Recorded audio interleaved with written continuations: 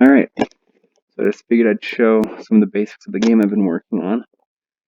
So the idea is you're a wizard, you can draw spells, and then cast them. So this is a symbol for fire. You have it out, pull the trigger, it casts fire.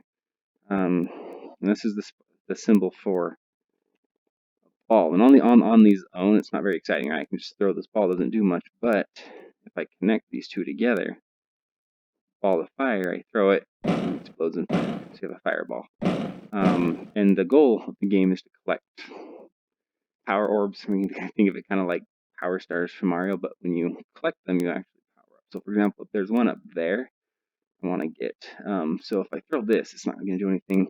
Fire only damages. What I want to do instead is this is wind. So when it hits, it kind of explodes with force. I'm going to make it real big though. That way, a much bigger explosion. And the goal, here we go, knock it loose. So I can go pick that up now. And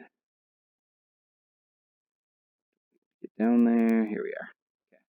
So I can just pick that up. So that gives me what I call power orbs. So if I come to the menu in the skill tree, you can see that I don't have any, apparently. Not supposed to happen that way. Maybe it got it anyway and that menu is just out of date. I should be able to upgrade one of these. Yeah, there we go. So I was able to spend it. It didn't show up in the menu, but I was able to spend it. Now my mana is increased. So anyway, so you get more powerful. And the more powerful you get, it's going to help you better be able to solve puzzles and fight enemies. Speaking of enemies, I'm just going to come up here. I should have improved movement speed. Okay. So just over the hill here, there are some enemies. I'm actually going to pull out a spell that I'd created earlier. And this spell looks pretty complicated. What it is, if I grab this, you can see there's this, it's like a scope. And if I just pull and hold the trigger, you can see it fires in the direction. It's like a scope, like a gun with a scope on it. That's the idea, and I actually missed there. Oh, ran out of mana, so the camera disappeared. You can see, boom. I can just knock these guys off from a distance. Oh, scope disappeared again. Ran out of mana. Last one. It's gonna go. There we go. So, anyway, I think it's just a quick explanation of what the spell is. This is the ball spell. Let's start with this. This is an on-grab effect. So when you grab it, it triggers the camera. So that's going on there.